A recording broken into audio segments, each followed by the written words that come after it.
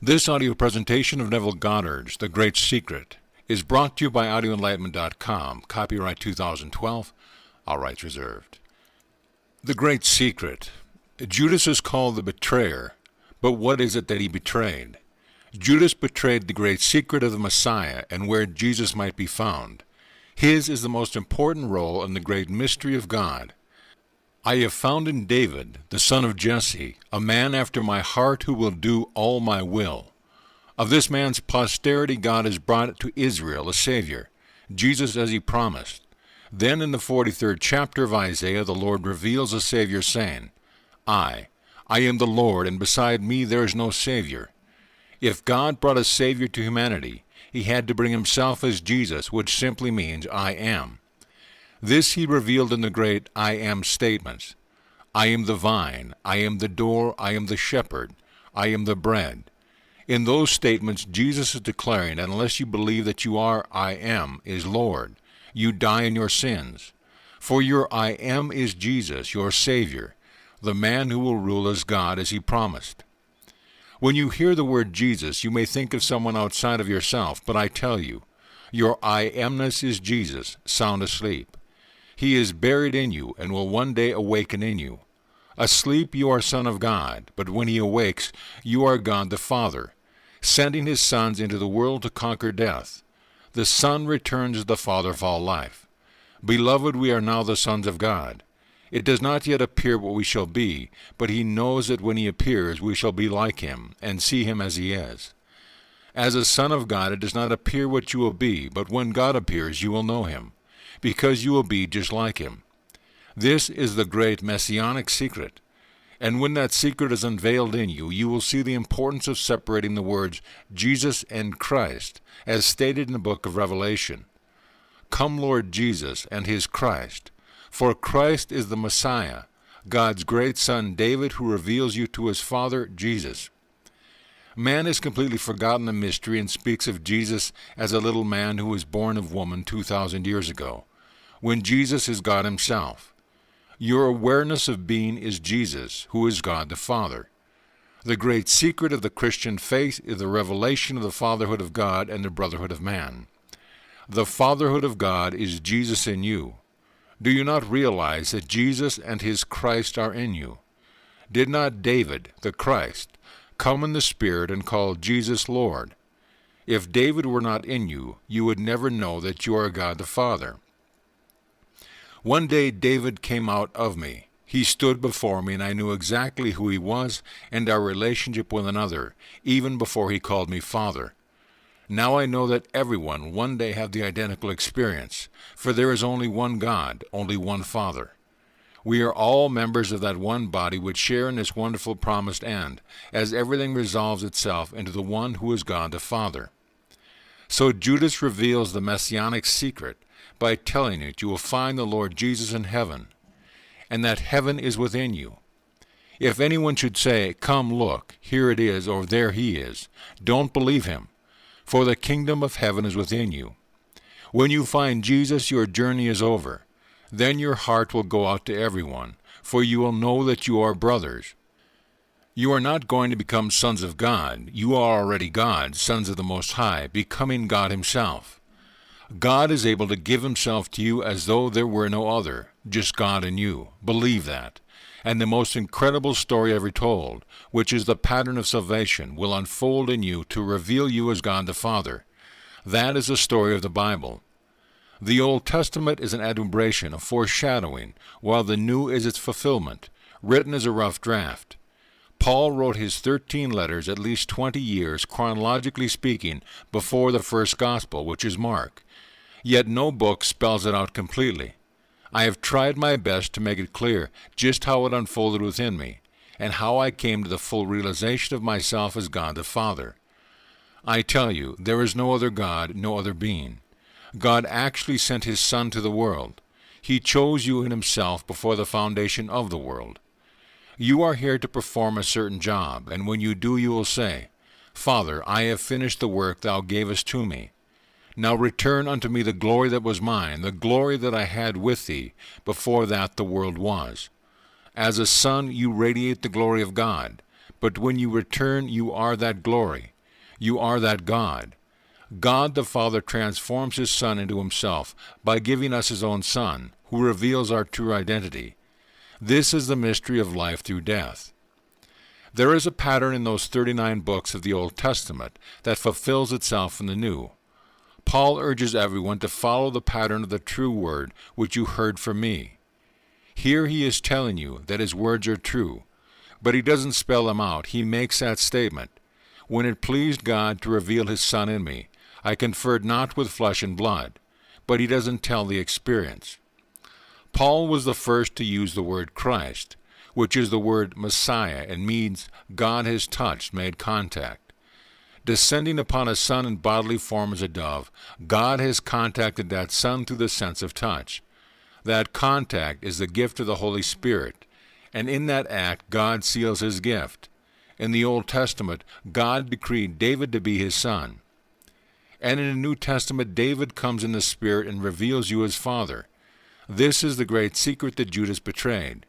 Having had the experience, Judas betrayed the messianic secret and tells where Jesus might be found and who He is. Jesus is in you as your breath of life. One day He will awaken, and as He arises in you, you rise. At that moment you are saved from this world of death and transformed into the God of all life. This is the story of Christianity. Don't look for Christ to come on the outside. Hundreds of millions are waiting for Him to come and change the world. But it is not going to change. It's a world of educated darkness, a school. And you do not change a school into a home, and heaven is your home. One day you will graduate from this school and receive the gift of God Himself. As this gift is given, you awaken to discover you are in the grave where you first laid yourself down to sleep. Then the pattern of the two words that you have heard from me will unfold in you. Paul tried to tie his experience into the Old Testament as he quoted the 39th book one after the other, but he didn't expound on them. But as Blake said, that which can be made explicit to the idiot is not worth my care. Maybe Paul felt the same way. Why spell it out when desire to understand will force you to search the Scriptures and ask yourself why, what, where, and when? If you will ask yourself these questions, you will find their answers within you. I tell you, God literally became you that you may become God. And in becoming God the Father, you do not lose your individuality. You are not only a member of this wonderful body, sharing in the purpose end of all things, but you are the body, for you are its animating spirit. You are a member, yet the whole, for in God there is no division, and no one will be lost. Although the evangelist tells us how we are sinning and will be lost, it is not God's will that one be lost, because God would be lost. You cannot say, I am, unless God is in you. You may be a moron, yet you will know that you are. You may not know who you are, where you are, or what you are, but you cannot stop knowing that you are. That awareness is God, and there is no other. Judas reveals the good news that God has wrought it. What courage one should take from this message. The evangelists are giving good advice tonight, telling everyone how to live, what to say, and how to act. But the Gospels give us the good news of salvation, telling us that God actually became His Son in order to transform them into Himself, that they may rise as God the Father. Not all of the sons came out. In the story of the prodigal son, we are told that the one who remained complained. He thought he didn't have anything, yet he had it all. You may own the world, but if you know it not, you can die of starvation for the want of food. A bank can be holding $1 billion of yours, but if you do not know, it will not write a check. But when you become aware of who you really are, you will know that the whole is yours. Then you will say, I and my Father are one, and all mine are thine, and thine are mine. After the great resurrection, you will play the part of Judas and tell everyone who comes into your world who the Messiah is, and where Jesus might be found. I can't tell you my thrill when I receive letters from you containing scriptural experiences you have had. I received a letter from a young lady who is still in school. She is majoring in music as she wants to be a composer. In her letter she said, I have a dear friend who is having a birthday, and I wanted to give him something special. I didn't have to be material. It could be something I said or did that he would be proud of. I fell asleep dwelling on this. When I awoke at 2 a.m. with a vivid memory of this dream, I was sitting in my bed and my mother and father standing near. My father handed me 3 records saying, "Keep 2 and give him the 3rd. He will love it and never tire of listening to it." Then I held a sheet of music containing the notes from which the record was made. I say that the composition title was Christ, and the composer's name was Olam. She saw correctly. The word Olam means something hidden, kept out of sight, a lad, a youth, a stripling, and is translated eternity in that statement. God has put eternity into the mind of man, yet so that man cannot find out what God has done until the end. When your journey comes to its end, you will find the eternal youth who is God's son David.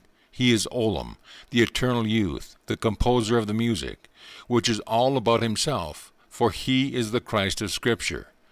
Jesus, the Lord and Christ his Son, are in you. Separate the two. Christ is not a title given Jesus, but his power and wisdom, which came out into the world to do his will. Jesus is the Savior, of which there is only one. I am the Lord your God, the Holy One of Israel, your Savior, and beside me there is no Savior. Here is a young girl still in school who has found Christ, the composer and the composition. You can't exhaust the subject of Christ, but man is forever misunderstanding it.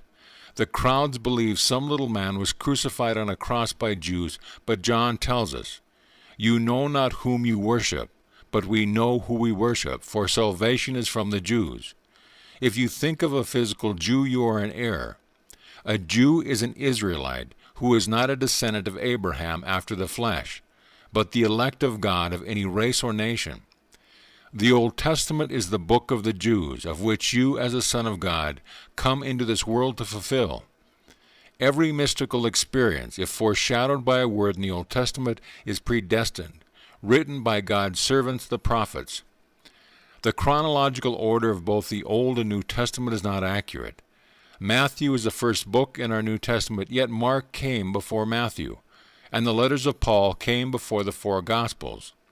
Our forefathers of the Church arranged the books as they now appear, but they did not give the true order of the unfolding picture any more than the books in the Old Testament do. Paul found the pattern unfolding in him and shared his experience. In his second letter to Timothy, he urged him not to deviate from my gospel, but he did not spell it out. I have told you the chronological order, just as it happened to me. The crucifixion begins a journey into time. Coming out from the Father, you came into the world by being crucified on humanity. As Paul said, "I know only Christ and him crucified." But the drama of redemption begins with your resurrection from humanity and your spiritual birth. Then you will discover the fatherhood of God through your son David, who is Christ, calling you Father. This is the gift God gives himself through his sons, the gift of fatherhood. One day you will know this truth by the betrayal of the great secret of the Messiah. Judas did not only reveal a great secret, but tells you where to find Jesus. He is in the garden as the tree of life. Blake knew. That is why he said, "The gods of the earth and sea sought through nature to find the tree. But their search was all in vain. There grows one in the human brain." One day that tree, whose roots are in your brain, will reverse itself, and the story of Jesus and his Christ will unfold in you. You and I were sons of God before we entered these garments of death. When we return, we will have added to God the Father, yet remain individualized. I can't tell you the joy, the ecstasy that is in store for you on your return. For you came out from the Father and came into the world. Now you will leave the world and return to the Father as the Father. So God's gift to you is Christ, who is his son David. And Christ's gift is the Spirit of truth, which unfolds to reveal your true identity. As a son, you have come in the world to do the will of him who sent you. And in the end you will discover you sent yourself. For you will have found David the son of Jesse, I am. One after your own heart who does all your will. Asleep the Messiah does the will of the Father, but when he awakens, the Messiah and the Father are one. We came out from the world of life to enter the world of death in a grand experiment, not knowing if we would succeed. He chose us in him for the experiment, then made us victorious over death by giving us himself, that we may know we are God the Father. I am speaking from experience. I am not theorizing or speculating. Jesus in you is your own wonderful human imagination. When you say I am, that is Jesus. One day your awareness will awaken and rise. Then everything said of the Lord in the Old Testament will be fulfilled in you. And from that moment of your adventure will be over, and you will walk conscious of being God the Father. What a glorious concept! God actually gave himself to everyone for a grand experiment, which cannot fail in anyone, not even a Hitler or Stalin. No monster can fail, because the resurrection is now a fact. It has been proven so. Everyone will return, not as a son of God, which is glorious enough, but of God himself. That is my message to you, and it is true. I want to thank this sweet young lady for sharing her experience with me, that I may share it with you. Desiring to express herself in a loving way towards one she respects, she sees her parents, the symbol of her creative power, enter her room. Her father tells her of 3 records. Were there not 3 who stood before Abraham when the birth of the child was announced? They were called men, not records, but it is the same symbolism. She was told to keep 2 and give him the other, and as he would love it so and never tire of listening to it. The music was composed by Olam, the eternal youth, and its title was Christ. Here is the composer writing about himself just as man does here. Every book you read is a man's thoughts, belief, and feeling in the written form. He had to acquire the ability to write, and anyone can do that. Go to school, apply yourself, and master the techniques of writing. Then as you start to write, you will discover you can only write the thoughts that permeate your own mind. You may think you are detached from your thoughts, but you and your thoughts are one. So you are writing all about yourself.